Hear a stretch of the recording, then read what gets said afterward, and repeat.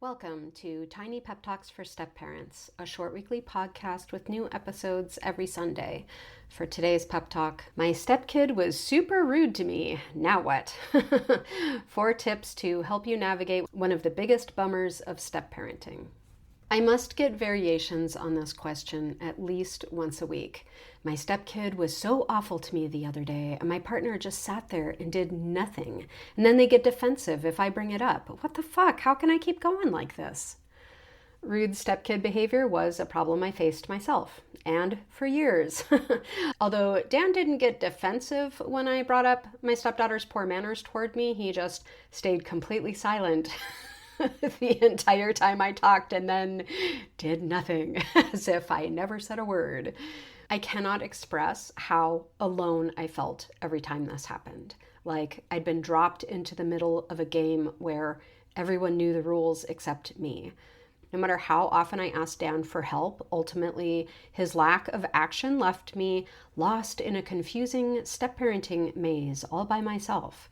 I felt abandoned by the person who was supposed to be my partner in all of this, doomed to wander in circles till I found my own way out, assuming finding a solution was even possible, which quite frankly, I doubted. Being nicer to my stepkid didn't help. Trying harder to win her over didn't help. Other people telling me how I shouldn't take her behavior personally definitely didn't help. So what's the answer? What did help? Here's my advice.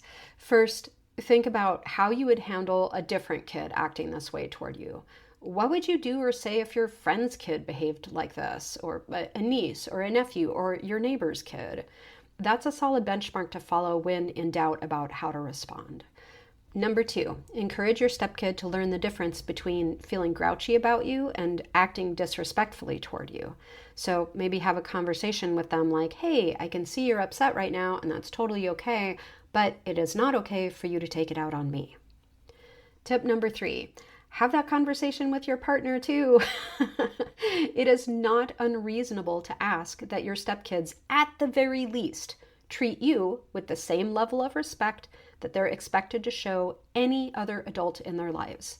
Would your stepkids be allowed to act this way toward a different grown-up? What if they spoke to a teacher or a coach or a grandparent this way? How would your partner address their behavior then? Number 4, do your best to just be yourself around your stepkids. When you're walking on eggshells all the time, the kids sense that you're expecting a certain response from them, and that can feel like a lot of pressure, which can make them shut down and withdraw or lash out further. Don't go overboard trying to please everyone. The more normal you act, the more normally your stepkids are likely to respond. It turns out that stepkids rejecting a stepparent is super common, even when that stepparent acts nothing like a fairy tale bad guy or Disney movie villain. And because our partners don't realize we need their support to succeed in this role, they don't actively help us connect more positively with their kids. Now, hopefully at some point your partner gets a clue. Our step couple instruction manual exists to help with exactly this. It's free for our paid Substack subscribers, but I will leave a link right in the show notes if you're interested.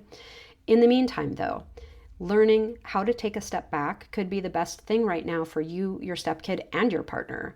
The Disengaging essay is a great place to start learning about this sanity-saving mindset, but if you're ready for the deep dive, skip right over to reading my ebook, Not Your Circus, Not Your Monkeys, which is also free for our paid Substack subscribers, but I'm going to leave a link to that too. Above all, remember, this too shall pass. If you're listening to this by podcast, please check the show notes for a link to the full transcript and all the resources I mentioned, which all live on Substack, along with many, many other resources. We would love to see you over there, and we would love to make sure you are getting the help and support you need.